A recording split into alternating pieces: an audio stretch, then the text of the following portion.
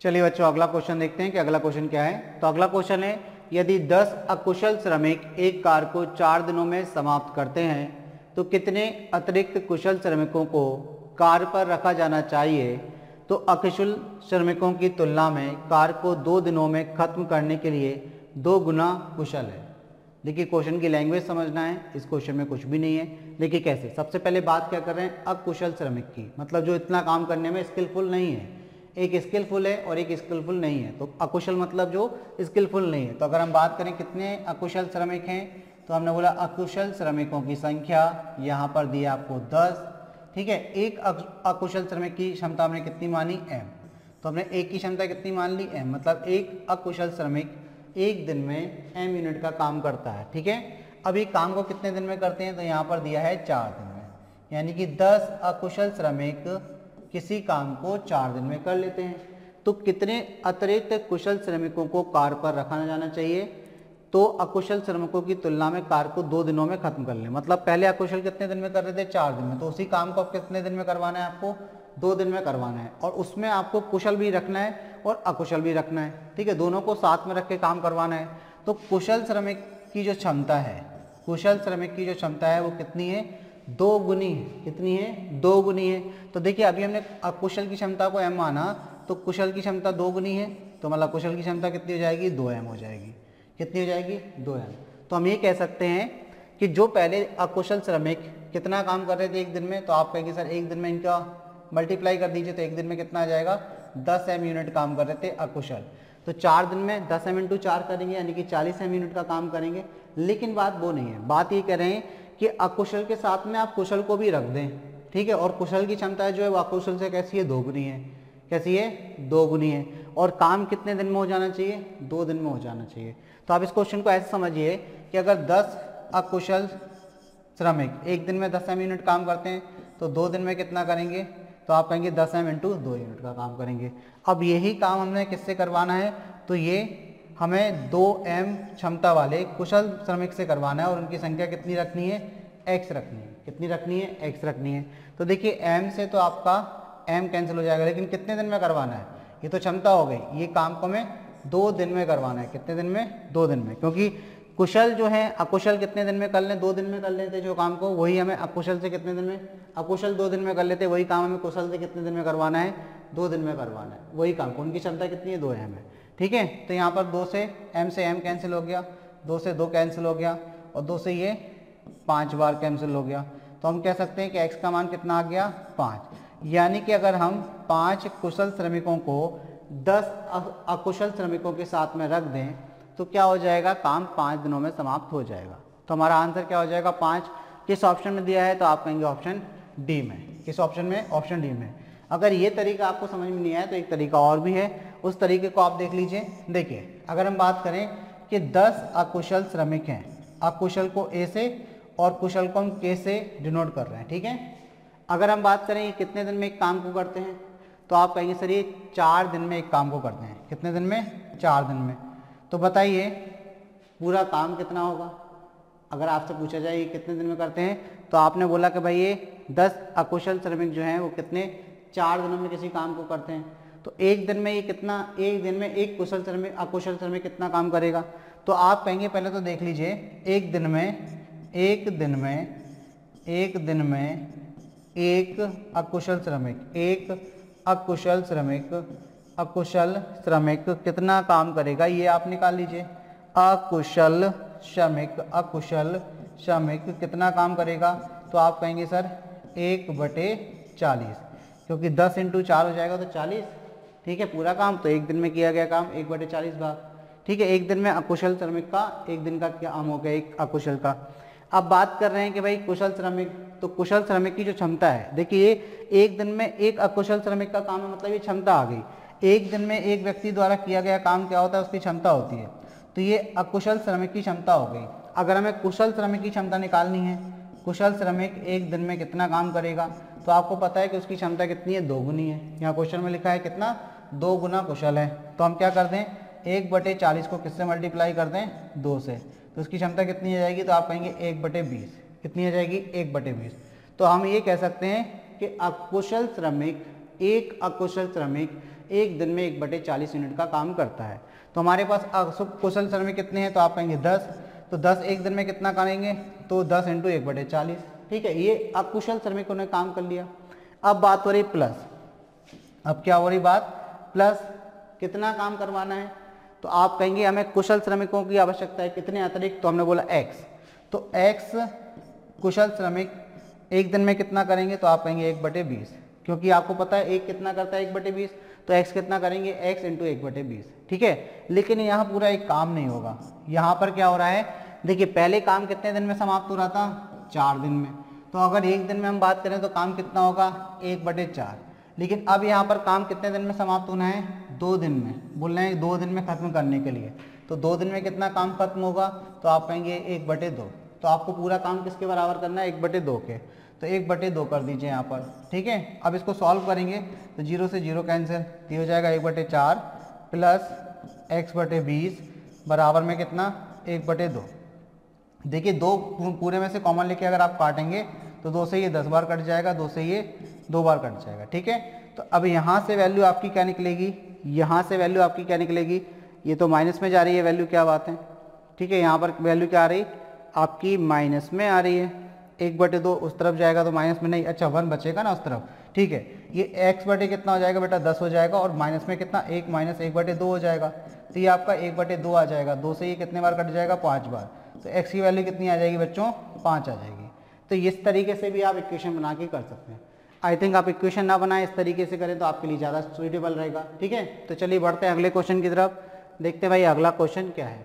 तो अगला क्वेश्चन है, x को एक कार का 1/3 पूरा भाग करने में 4 दिन लगते हैं। मतलब x क्या करता है, किसी कार का 1/3 यानी कि 1/3 भाग कितने दिन में करता है, तो यहाँ पर क्वेश्चन में लिखा है 4 दिन में, तो यहाँ हमने लिख लिए दिन। ठीक है, जबकि यहाँ पर अगर बात करें y की, इन्होंने बोला y को उसी कार के 1/6 भाग को पूरा करने में 3 दिन लगते हैं। 1/6 मतलब 1/6 भाग को पूरा करने में y को कितने दिन लगते हैं, तो आप कहेंगे 3 दिन का समय लगता है। z को उसी कार के आधे भाग को पूरा करने में, आधा भाग मतलब 1/2, तो z को उसी भाग का 1/2 आधा भाग पूरा करने में कितना समय लगता है, तो आप कहेंगे सर उनको 5 दिन का समय लगता है। तो आपको पूछा गया है यदि तीनों इस कार को 3 दिनों तक साथ करें, कितने दिनों तक, 3 दिनों तक, और फिर x और z कार को रोक देते हैं, तो शेष कार को पूरा करने के लिए y को कितने दिन लगेंगे। देखिए टाइम एंड वर्क के क्वेश्चन में हमेशा आपको याद रखना है कि हमें वर्क निकालना है और एफिशिएंसी निकालनी है, यानी कि हमें कार और क्षमता निकालनी है। अगर ये 2 चीज़ें आपने निकाल ली तो क्वेश्चन आपके लिए आसान हो जाएगा। तो कैसे निकालेंगे, तो देखिए हम बात करते हैं यहाँ पर। सबसे पहले हम ये निकालेंगे कि x एक पूरा काम कितने दिन में करेगा। तो अगर 1/3 भाग मतलब काम का 3 भाग में से 1 भाग कितने 4 दिन में करता है, तो 3 भाग कितने दिन में करेगा, 3 से गुणा कर दीजिए, यानी कि पूरा एक काम कितने दिन में करेगा, तो 3 का गुणा हो गया 12 दिन में। यानी कि x जो है पूरा काम कितने दिन में करता है, तो आप कहेंगे 12 दिन में। y की अगर बात करें तो 6 का गुणा कर दीजिए, तो आप कहेंगे 18 दिन में। और अगर हम z की बात करें तो कितना आ जाएगा, 10 दिन में। यानी कि x एक पूरा काम 12 दिन में करता है, उसी काम को y 18 दिन में करता है, जबकि z उसी काम को 10 दिन में करता है। अब हमें क्या करना है, इन तीनों का एलसीएम लेना है। इन तीनों का क्या लेना है, एलसीएम, क्योंकि हम जानते हैं एलसीएम एक कॉमन नंबर होता है जो तीनों नंबरों से डिवाइड होता है, और हम ये भी जानते हैं कि एलसीएम ही कार्य होता है, क्योंकि ये तीनों समान कार्य कर रहे हैं। तो समान कार्य बनाने के लिए हमें इन तीनों नंबर का एलसीएम लेना पड़ेगा। तो चलिए एलसीएम लेते हैं। एलसीएम कैसे लेंगे, तो देखिए एलसीएम लेने का तरीका क्या रहेगा, आप इस तरीके से समझें कि 18 मान के चलिए एलसीएम है, तो 18 के अंदर देखिए 6 × 18 हो गया, तो 6 तो इसका आगे 2 नहीं है, तो 2 से मल्टीप्लाई कर दीजिए। 5 10 के अंदर 2 होता है इंटू 5, तो इसमें 5 से और मल्टीप्लाई कर दीजिए, तो एलसीएम कितना आ गया, 180। तो मतलब कार कितना आ गया, 180। अब यदि x 12 दिन में 180 करता है तो एक दिन में कितना करेगा, तो 12 से भाग लगाइए, तो आप कहेंगे 15। तो ये क्या चीज़ आ रही है, क्षमता। तो ये x की क्षमता आ गई कितनी, 15 यूनिट।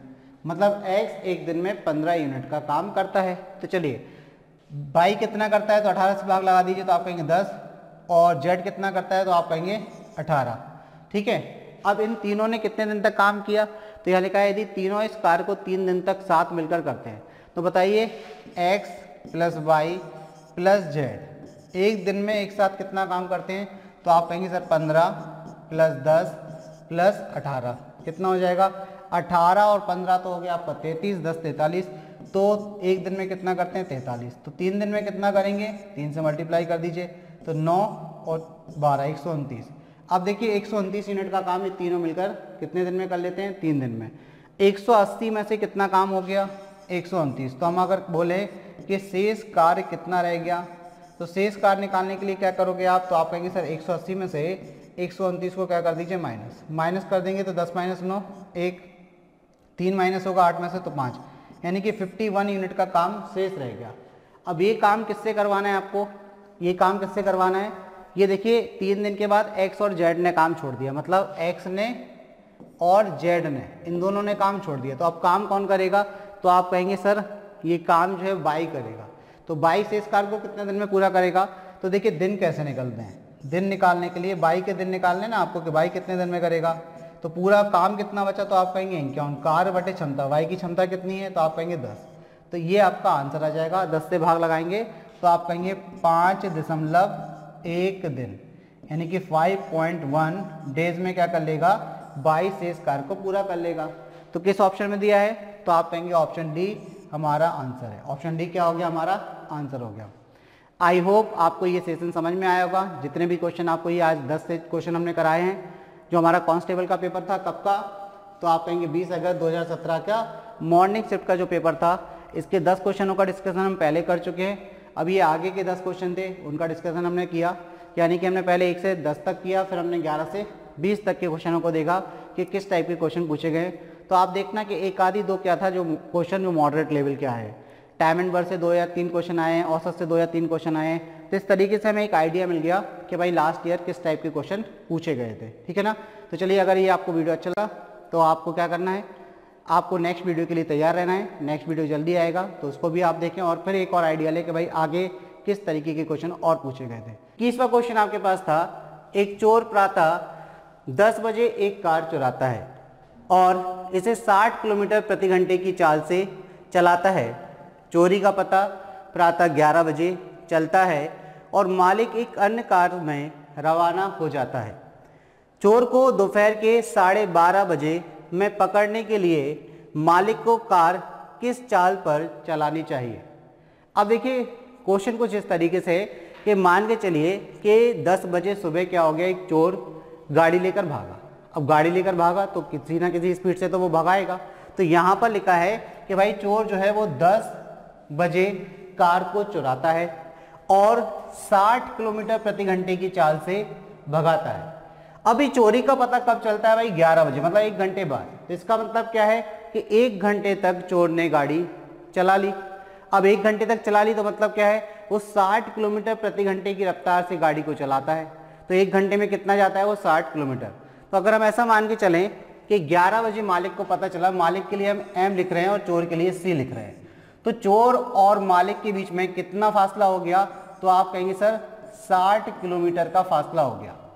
कितना फासला हो गया, 60 किलोमीटर का फासला हो गया मालिक और चोर के बीच में, क्योंकि मालिक को यहाँ 11 बजे पता चला और चोर ने गाड़ी कितने 10 बजे चुराई थी, तो 11 बजे तो वो इस डिस्टेंस पर पहुंच गया, ठीक है ना।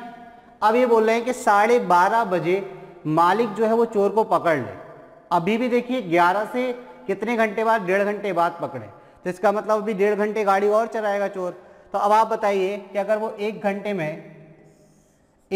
में कितना 60 किलोमीटर जाता है, तो 1.5 घंटे में कितना जाएगा, क्योंकि चाल जो है वो है 60 किलोमीटर प्रति घंटा। तो अगर 1 घंटे में कितना जाता है 60 किलोमीटर, तो 1.5 घंटे में कितना जाएगा, तो आप 1.5 से इसमें क्या कर दीजिए, गुणा कर दीजिए।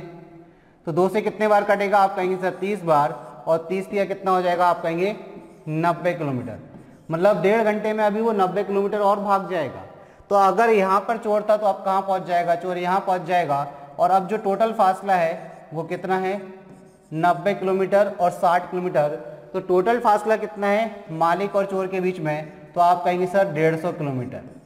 150 किलोमीटर का फासला मालिक को तय करना है, लेकिन कितने घंटे में। अब देखिए 12:30 पर पकड़ना चाह रहे हैं, तो 11 से यहाँ पर कितना बज गया, 12:30, 12:30 का समय हो गया।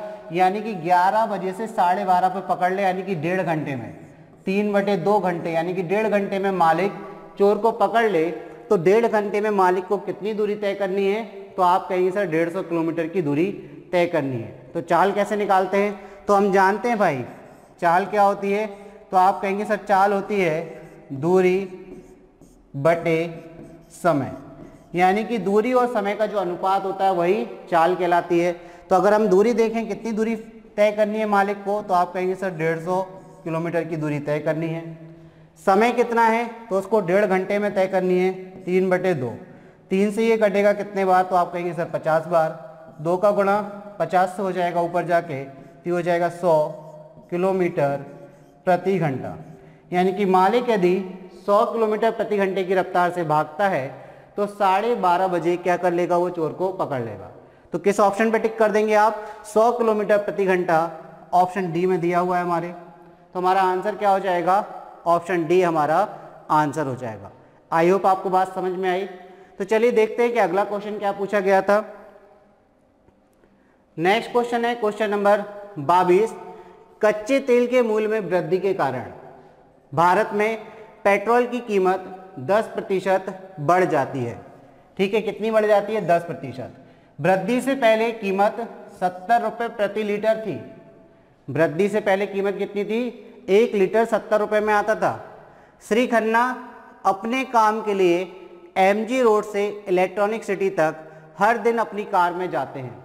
ठीक है, जो 14 किलोमीटर प्रति लीटर के माइलेज से प्रति माह लगभग 1000 किलोमीटर प्रति माह पड़ता है। इस क्वेश्चन को समझना काफ़ी अच्छा और इजी क्वेश्चन है। गणना करें कि प्रभाव को अमान्य रखने के लिए उन्हें यात्रा में कितनी कमी करनी चाहिए। ठीक है, देखिए क्वेश्चन को समझे पहले कि पेट्रोल की कीमत क्या होगी, 10% बढ़ गई। तो पहले कीमत क्या थी, तो हम यहाँ 2 केस बना रहे हैं, केस नंबर 1 और केस नंबर 2। पहले केस में देखिए पेट्रोल की कीमत थी 70 रुपये प्रति लीटर, मतलब 1 लीटर 70 रुपये में आता था। अब 10% बढ़ गई, तो दूसरे केस में क्या होगी, 10% बढ़ा दीजिए। तो 70 का 10% आप कहेंगे सर 7 आएगा, 7 बढ़ा देंगे तो दूसरे केस में पेट्रोल की कीमत हो गई 77 रुपये प्रति लीटर। ठीक है, अब देखिए मिस्टर खन्ना जो है वो कितना जाते थे, वो जाते थे अपनी गाड़ी से जो कि 14 किलोमीटर प्रति लीटर का माइलेज देती है और वो 1000 किलोमीटर प्रति माह जाते हैं। तो अब आप यहाँ पर समझिए कि 14 किलोमीटर प्रति लीटर, यानी कि 1 लीटर में गाड़ी 14 किलोमीटर जाती है। और वो कितना किलोमीटर जाते हैं, वो जाते हैं हर महीने में 1000 किलोमीटर। तो बताइए कितना खर्चा आता होगा 1 महीने में उनके गाड़ी पर पेट्रोल की कीमत के लिए। तो देखिए आप 70 रुपये का 1 लीटर आता है, तो हम ये कह सकते हैं कि 14 किलोमीटर जाने में उसको कितना लगता होगा, 70 रुपये, क्योंकि 1 लीटर की कीमत 70 रुपये है और 1 लीटर में गाड़ी कितना जाती है, 14 किलोमीटर। तो हम कह सकते हैं कि 70 रुपये में खन्ना जी की गाड़ी कितना, 14 किलोमीटर जाती है। तो 1 किलोमीटर जाने में उसको कितना रुपए लगेगा भाई, 1000 किलोमीटर पहुंचाना है हमें, हर महीने में कितना 1000 किलोमीटर जाती है। तो 1 किलोमीटर जाने में कितने रुपए का खर्चा आएगा, तो आप 70 में 14 से भाग लगा दीजिए। तो आप कहेंगे सर 14 पंजे 70, यानी कि 5 रुपये का खर्चा आएगा 1 किलोमीटर जाने में। लेकिन हर महीने गाड़ी कितना जाती है, तो आप कहेंगे 1000 किलोमीटर। तो दोनों तरफ क्या कर देंगे, 1000 से मल्टीप्लाई कर देंगे। तो आपने देखा यहाँ पर कि 1000 किलोमीटर जाने में हर माह में कितना खर्चा आता है गाड़ी पर, 5000 रुपये का पेट्रोल लग जाता है। कितना, 5000 रुपये का पेट्रोल लग जाता है। ये पहला केस है जब पेट्रोल की कीमत 70 रुपये प्रति लीटर थी, गाड़ी का माइलेज भी 14 किलोमीटर प्रति लीटर था और वो कितना जाते थे, 1000 किलोमीटर की दूरी 1 महीने में तय करते थे। तो 1 महीने में पेट्रोल पर कुल उनका 5000 रुपये का खर्चा आता था। लेकिन अब केस क्या है, अब केस है भाई कि पेट्रोल की कीमत 10% बढ़ गई, यानी कि अब जो कीमत है वो 77 रुपये प्रति लीटर हो गई, यानी कि 1 लीटर अब 77 रुपये का आता है। लेकिन गाड़ी का माइलेज अभी भी कितना है, 14 किलोमीटर प्रति लीटर है और अभी भी वो हर महीने में कितना जा रहे हैं, 1000 किलोमीटर जा रहे हैं। तो क्वेश्चन कह रहे हैं कि गणना करें कि प्रभाव को अमान्य रखने के लिए उन्हें यात्रा में कितनी कमी करनी चाहिए।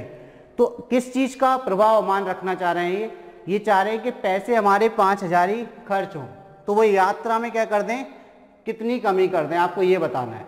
तो अब देखिए आप, अब जो है 77 रुपये में कितनी जाती है गाड़ी, तो आप कहेंगे 77 रुपये में अब 14 किलोमीटर जाती है। पहले 70 रुपये में जाती थी, अब 77 रुपये में 14 किलोमीटर जाती है।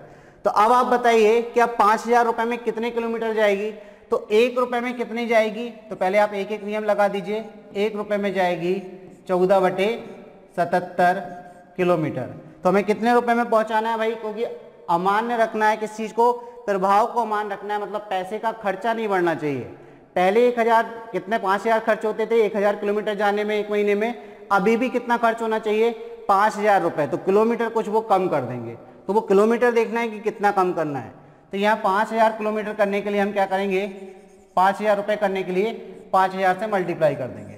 तो देखिए 7 से ही घटा 2 बार, 7 से ही घटा 11 बार, तो आपका हो जाएगा ऊपर 10,000 बटे में 11। 10,000 बटे 11 का मतलब ये हो जाएगा आपका 11 नाम 99, 0 11 नाम 99 और 1/11। यानी कि अब उनकी जो गाड़ी है वो कितना जाती है 909 सही 1/11 किलोमीटर जाती है। कितने रुपए में, उसी 5000 रुपये में, जिस 5000 रुपये में पहले 1000 किलोमीटर जाती थी। तो कितने किलोमीटर की कमी हुई, तो अब हमें क्या करना है 1000 किलोमीटर में से 909 सही 1/11 किलोमीटर को घटाना है। तो चलिए कैसे घटाएंगे, तो घटाने का तरीका देखिए। पहले जाती थी गाड़ी पहले केस में 1000 किलोमीटर, अब दूसरे केस में कितनी जा रही है, तो दूसरे केस में जा रही है 909 सही 1/11 किलोमीटर। अब देखिए जब भी इस तरीके का घटाना आपके पास में आ जाए, इस तरीके का सब्सट्रैक्शन आपके पास में आ जाए, तो कैसे करेंगे आप इसको लिखिए 999 प्लस 1, ठीक है, और इसको आप लिखिए 909 प्लस 1/11। तो 909 को तो आप 999 में से माइनस करिए, तो 999 से माइनस करिए 909 को, तो ये आपका हो गया 0 9 यानी कि 90 किलोमीटर, ठीक है। और अब आपको क्या करना है, 1 में से माइनस करना है किसको, 1/11 को। तो 11 एकम 11 माइनस कितना हो जाएगा 1, तो ये हो जाएगा आपका 10/11 किलोमीटर। इन दोनों को जोड़ दीजिए, तो ये आपका हो जाएगा 90 सही 10/11 किलोमीटर। यानी कि उनको यदि 5000 रुपये का ही खर्चा करना है महीने में, जो कि पहले होता था 1000 किलोमीटर जाने में, जब पेट्रोल की कीमत कितनी थी 70 रुपये प्रति लीटर थी, अब पेट्रोल की कीमत 77 रुपये प्रति लीटर हो गई, तो अब उनको कितनी कमी करनी पड़ेगी अपनी यात्रा में, तो अब कमी जो है वो अभीष्ट कमी आपकी निकल कर आएगी 90 सही 10/11 किलोमीटर। तो चलिए भाई देख लेते हैं किस ऑप्शन में दिया है आपको। तो ऑप्शन ए जो है आपका आंसर हो जाएगा 90 सही 10/11 किलोमीटर। आई होप आपको बात समझ में आई कि ये क्वेश्चन क्या कहना चाह रहा था, किस तरीके से हमें इस टाइप के क्वेश्चन को बनाना है, और नेक्स्ट टाइम अगर इस टाइप का क्वेश्चन आएगा तो आप कैसे करेंगे। क्लियर है। तो चलिए बढ़ते हैं अगले क्वेश्चन की तरफ और देखते हैं भाई कि अगला क्वेश्चन क्या पूछा गया था।